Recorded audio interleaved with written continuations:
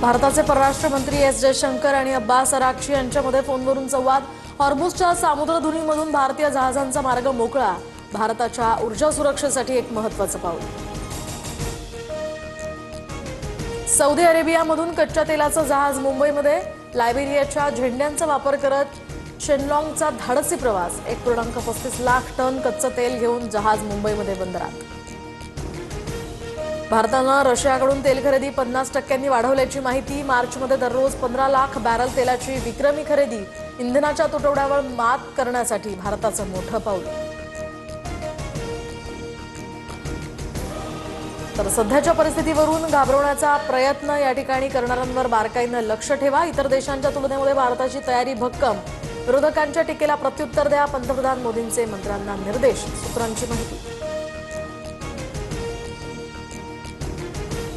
Gas टंचाईच्या मुद्द्यावरून संसद परिसरामध्ये विरोधकांचं आंदोलन। सिलेंडर आणि चूल मांडून आंदोलन।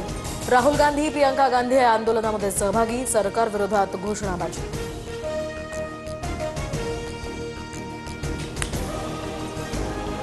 मुंबईमध्ये इंधन टंचाईच्या पार्श्वभूमीवर सरकार सतर्क। पंचतारांकित सप्ततारांकित हॉटेल्सना गॅस वापर 20% कमी करण्याच्या सूचना।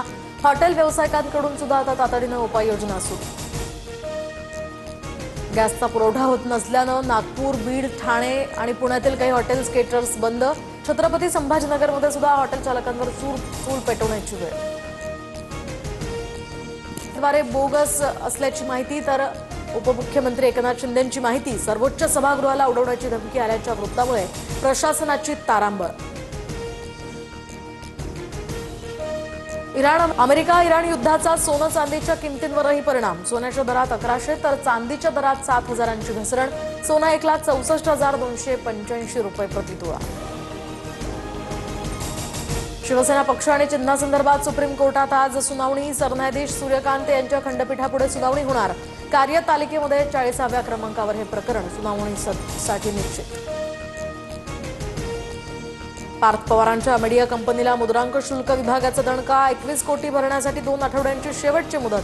अन्यथा दंडात्मक कारवाईसह सक्तीची वसुली केली जाणार।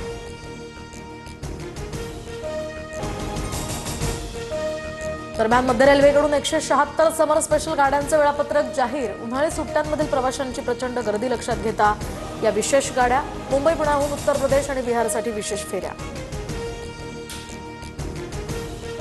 नागपूरसह विदर्भात उद्यापासून पावसाचे ढग दाटणार। वादळी वाऱ्यासह हलक्या ते मध्यम स्वरूपाच्या पावसाची शक्यता।